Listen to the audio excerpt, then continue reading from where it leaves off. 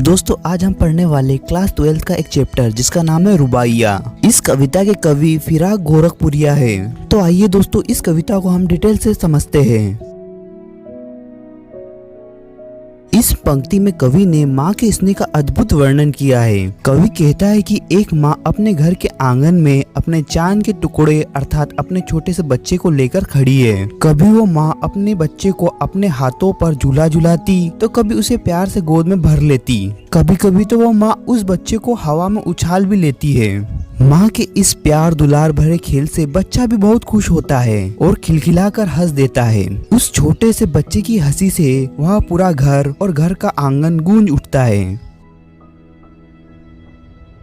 इन पंक्तियों में कवि ने माँ द्वारा बच्चे के नहाने की प्रक्रिया का मनोहारी वर्णन किया गया है। कवि कहता है कि माँ अपने छोटे से बच्चे को हिलते डुलते साफ सुथरे पानी से नहलाती है। नहाने से उसके अस्त व्यस्त हुए बालों को कंधे पर धीरे धीरे प्यार से सुलझाती व संवारती है। और जब माँ अपने छोटे बच्चे को अपने घुटने के बीच पकड़कर कपड़े पहनाती है तो बच्चा कितनी ही प्यार से अपनी माँ का चेहरे को देखता है। कहने का आशय यह है कि जिस प्यार से बच्चा अपनी माँ को निहारता है उसका शब्दों में वर्णन करना संभव नहीं है। इन पंक्तियों में कवि ने दीपावली की शाम में घर में बनने वाले वातावरण का सुंदर चित्रण किया है। कवि कहता है कि दीपावली की शाम को अपने साफ सुथरे व पुताई किए हुए सुंदर सजे घर में माँ अपने बच्चे के लिए चीनी मिट्टी से बने खिलौने व जगमगाते हुए दिए लेकर आई है। शाम को जब वो अपने पूरे घर में दिए जलाती है तो कुछ दिए बच्चे के द्वारा बने छोटे से मिट्टी के घर में भी जला देती है। और यह सब करते हुए माँ का सुंदर चेहरा कोमलता व ममता की चमक से दमक उठता है। कहने का मतलब यह है कि जब माँ अपने बच्चे के छोटे से घर में दिए जलाती है तो उसके सुंदर मुंह पर चमक आ जाती है।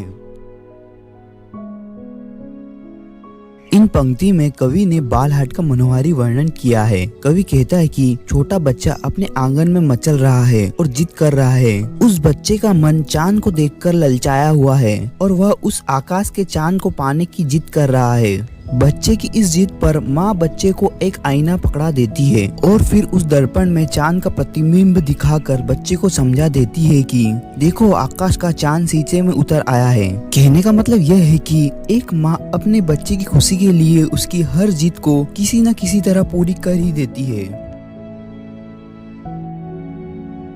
इन पंक्तियों में कवि रक्षाबंधन के त्योहार व भाई बहन के असीम प्यार भरे पवित्र रिश्ते का वर्णन कर रहा है। कवि कहता है कि रक्षाबंधन की सुबह आनंद व मिठास की सौगात है। रक्षाबंधन के दिन सुबह के समय आकाश में हल्के हल्के बादल छाए हुए हैं और जिस तरह उन बादलों के बीच बिजली चमक रही है ठीक उसी तरह राखी के लच्छे भी चमक रहे हैं और बहन बड़े ही प्यार से उस चमकती राखी को अपने भाई की कलाई पर बांधती है।